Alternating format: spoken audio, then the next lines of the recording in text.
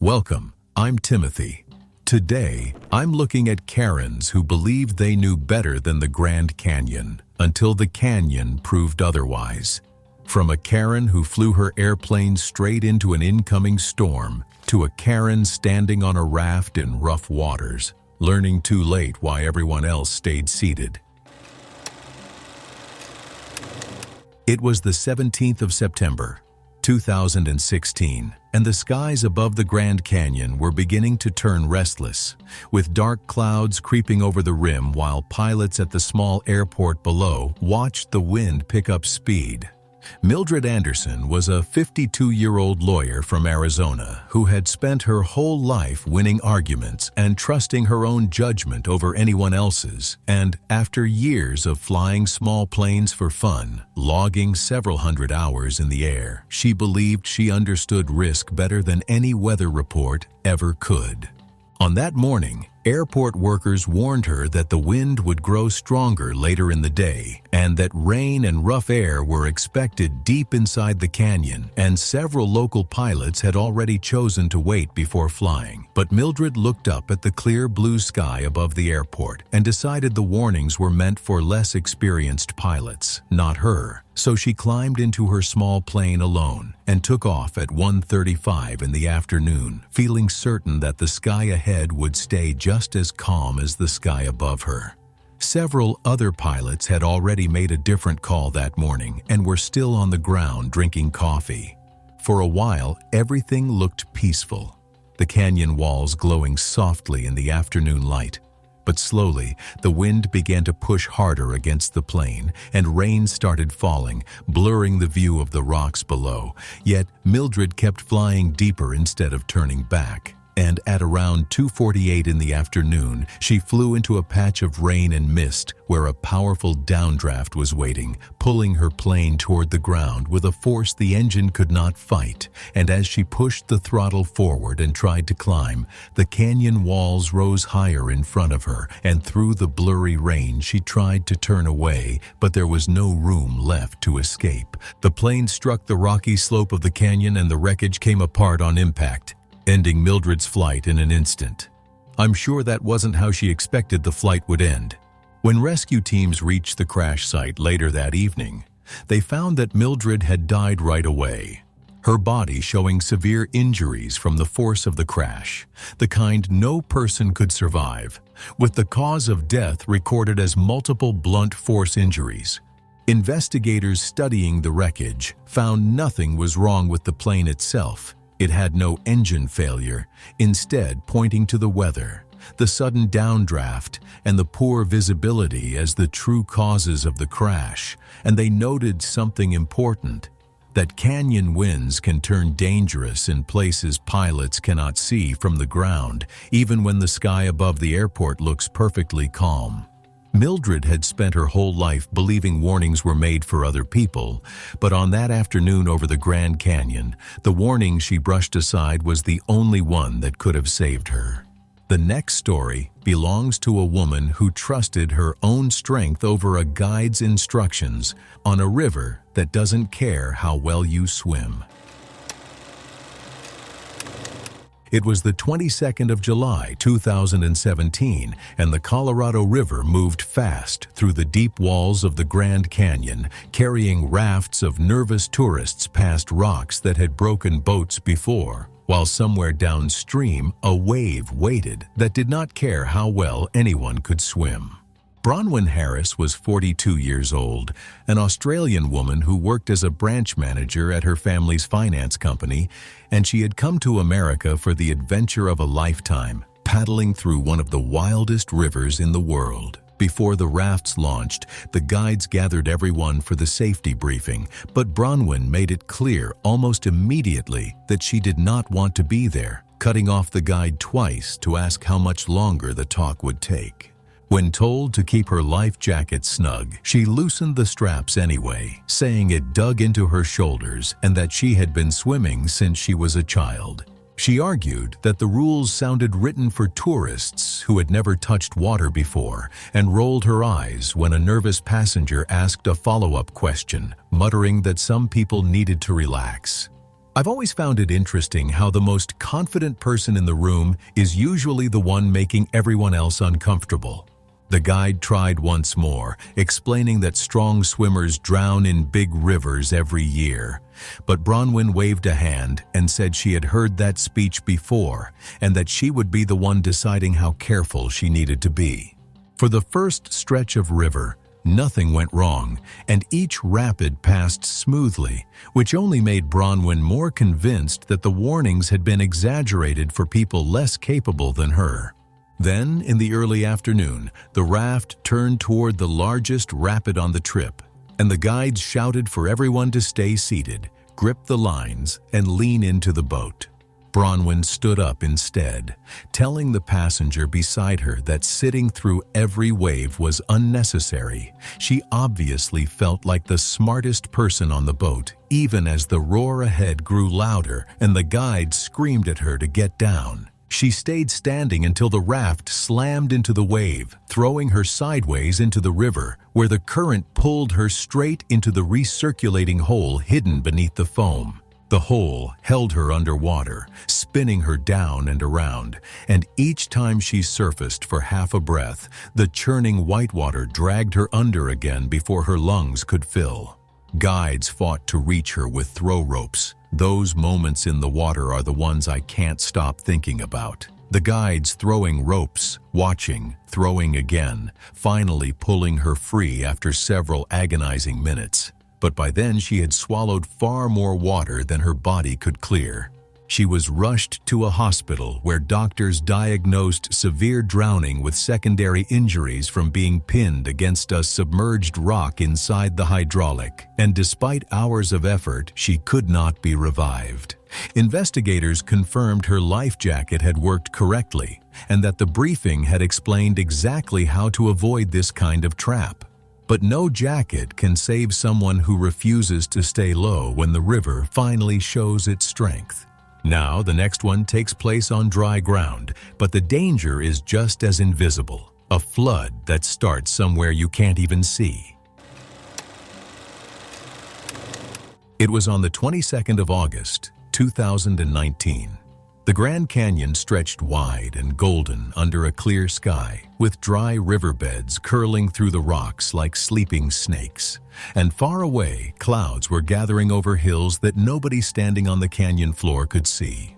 Elaine Thompson was 49 years old, and she had built her whole life on quick choices. She worked in real estate back in Texas, and she believed that people who waited too long always lost the good deals. She carried that same thinking into everything she did, even when she traveled, and she did not like being told what to do by people she had never met. This trip was special to her because she had a goal. She wanted to see 4 great canyons before she turned 50. She had already walked through Antelope Canyon, Bryce Canyon, and Zion, and now the Grand Canyon was the last one on her list. She felt proud and she felt ready. 3 canyons without a single problem. I understand completely why the 4th felt like a formality. When she arrived, a ranger stopped her near the trailhead and explained that storms far away could send sudden floods rushing through the dry canyon floors, even if the sky above stayed perfectly blue. Elaine crossed her arms and told him she had already done 3 canyons, that she was not a first-time tourist, and that she could read a sky just fine. The ranger tried again, pointing to the flood warning signs posted along the path. Elaine looked at the signs, looked back at him, and told him she appreciated the concern before walking away without another word. She found a narrow side canyon, quiet and empty. She liked being alone. It made her feel in control. The sun was still shining, the air was dry, and nothing around her looked dangerous. Then came a low sound, rolling through the canyon walls, soft at first, like distant wind moving through rock, but it grew louder and closer. Elaine paused, then decided it was just the canyon echoing. She had heard strange sounds in canyons before. She kept walking. That pause matters. She heard something. She just talked herself out of it. Suddenly, brown water rushed in across the dry ground, fast and thick with mud. Before she could make sense of it, A second surge followed, far stronger than the first. The rain had fallen miles away, funneling through distant washes and pouring into the canyon system all at once. The narrow walls gave the water nowhere to spread, so it rose fast and pushed hard. The path behind her vanished under the rising flow. Elaine turned to run, but the rocks were slick. Her foot went out from under her, and the current pulled her in. She had no time to grab anything. The canyon was too tight, and the water moved too fast. She was carried downstream through sharp bends and over rough rock. The water gave her no room to stop, no surface to hold, no way to fight back. Rescue teams came in once the floodwaters settled. They found her downstream in a low area covered in mud and debris. The canyon walls around her were scoured clean, showing exactly how much force the water had carried. Doctors confirmed she died from drowning and from injuries caused by being thrown against rocks during the flood. The sky above her was still blue when the water arrived. That's the cruelest part of a flash flood warning that nobody takes seriously. Investigators concluded that a flash flood caused by distant rainfall had surged through the canyon and overwhelmed the area where Elaine was walking. After the tragedy, park officials continued emphasizing flash flood awareness through warning signs, ranger briefings, and visitor education programs designed to keep hikers out of high-risk areas. Elaine never saw the water coming because the danger started somewhere she couldn't see. The next woman who could see everything, every warning sign, every ranger, every boundary line, and chose the photograph over all of it anyway. It was the 22nd of May, 2016, and the south rim of the Grand Canyon was glowing under a soft morning light, the kind of light that made cameras come out everywhere, the kind of light that also made the rim's crumbling edges look closer and safer than they truly were. Joyce Whitaker, 52 years old, was a senior wealth management consultant from Denver, Colorado, the kind of woman who built her career on trusting her own judgment, who advised wealthy clients every day and rarely let anyone tell her what to do, and who saw rules and restrictions as small obstacles meant for people less capable than herself. Joyce booked a guided shuttle-based canyon tour after researching multiple options. She selected a budget-friendly package, which followed a fixed route with designated stops along the rim access corridor. Her goal was simply to capture panoramic photographs and spend minimal time at each stop before moving on to other scheduled destinations. She was particularly interested in finding a viewpoint she felt offered a less obstructed and more authentic angle of the canyon, but grew frustrated all morning, complaining that crowded overlooks and safety barriers hid the best photographic views behind managed pathways. You can almost picture her at every stop, arms crossed, already scanning for a way around the barriers before she's even looked at the view. The shuttle stopped at a special spot to look at the big canyon. The rangers and the driver told everyone the rules. Stay together with the group. Don't cross the safety lines or walk on ground with no markers. Get back on the bus only when it's time to go. Joyce didn't like this spot. She thought it was too far from the edge, and she thought the rules were too strict. She said she wished they could get closer so everyone could see better.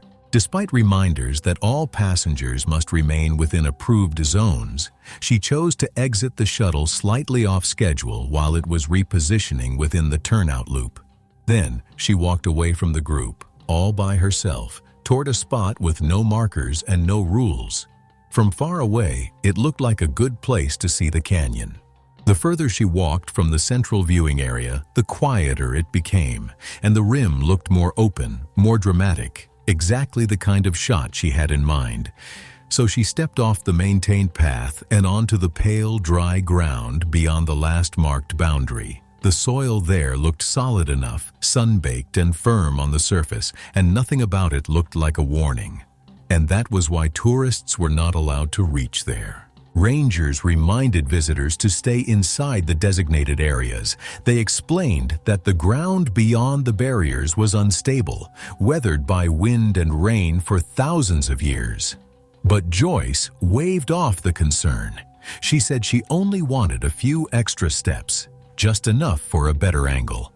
And she kept walking. She crossed further past the boundary, camera raised, eyes fixed on her shot instead of her footing. A ranger spotted her and called out for her to come back. Joyce lifted a hand in acknowledgement, but she did not stop.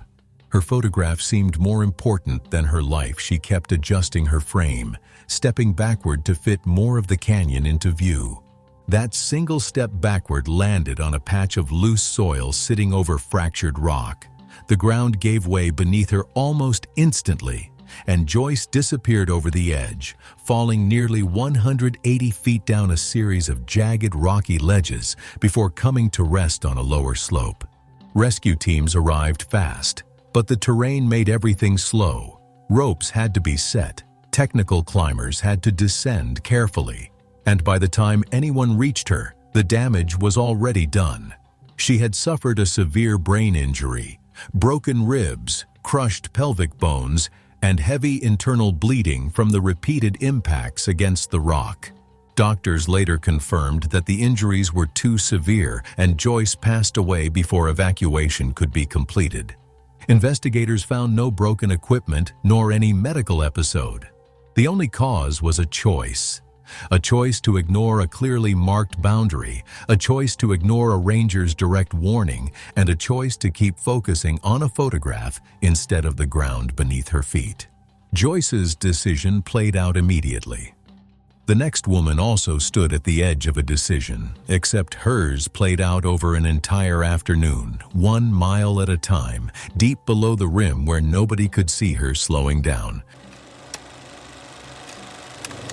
It was on the 12th of October, 2017.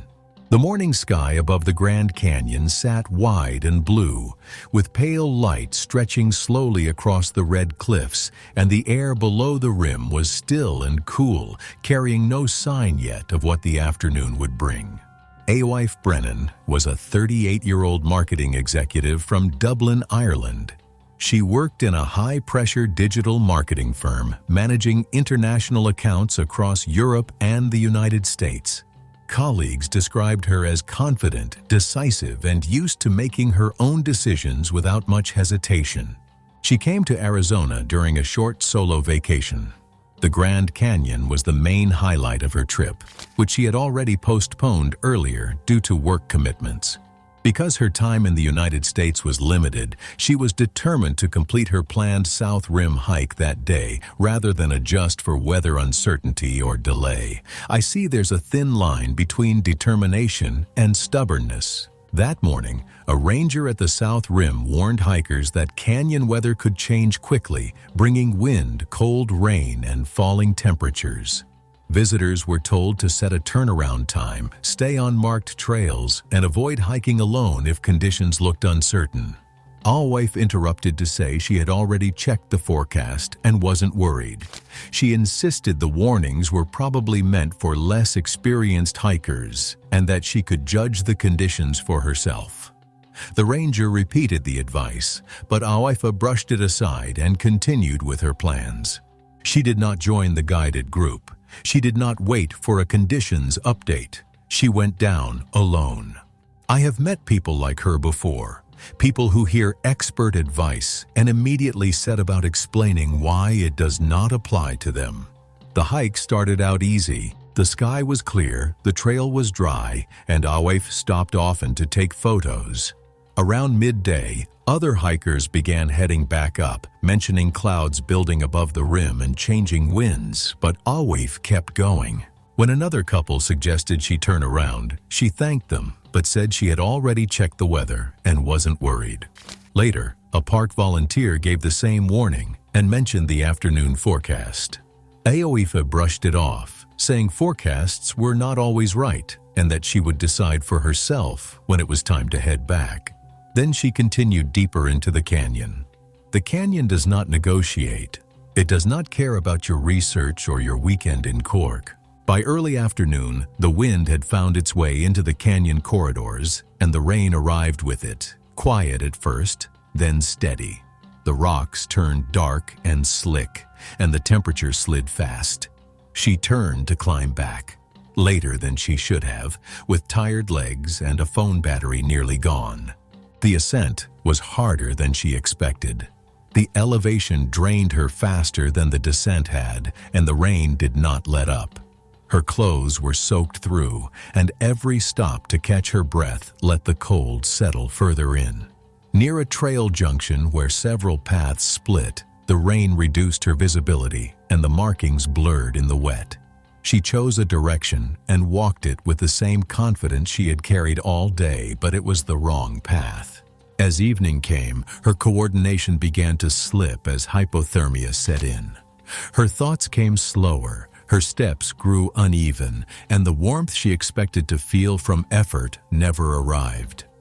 She found a low rock shelf and stopped, still believing she would work it out, but was unable to regain full orientation or safely continue upward. A missing person report was filed when she did not return by nightfall. Search teams moved out into wind and rain, helicopters grounded by the conditions, ground crews slowed by poor visibility and slick terrain. They found her body the following morning, off the main trail, near a side drainage, not far from where she had taken the wrong turn.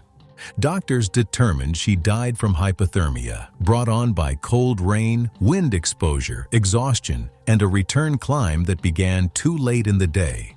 Park staff found no failure in procedure. The forecast had matched the danger.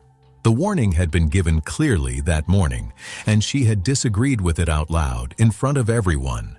Her case remains part of ranger training today, used to illustrate how quickly canyon conditions can isolate a solo hiker and how little time exists between manageable discomfort and a situation that cannot be walked back from.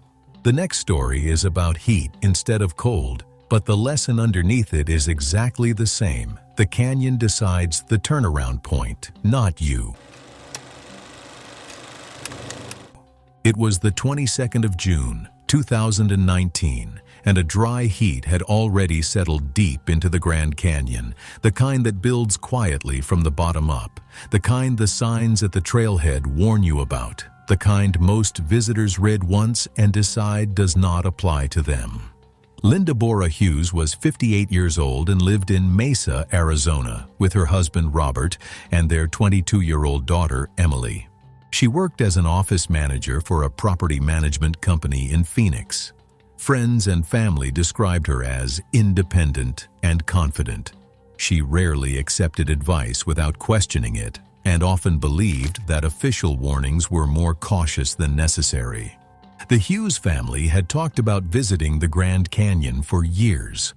On the day they finally arrived at the South Rim under clear skies and comfortable temperatures, the weather felt pleasant and the canyon appeared calm and inviting.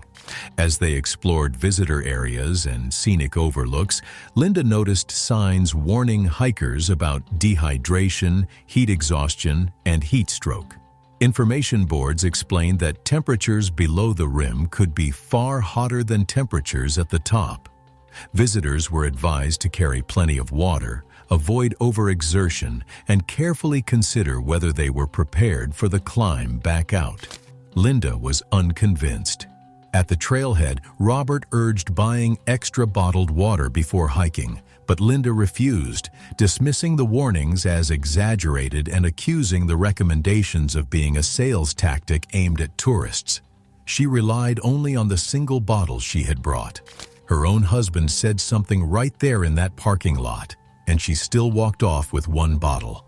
That afternoon, Robert and Emily toured museums, shops, and rim viewpoints, while Linda decided to hike alone into the canyon on the Bright Angel Trail, promising to turn back after a short distance.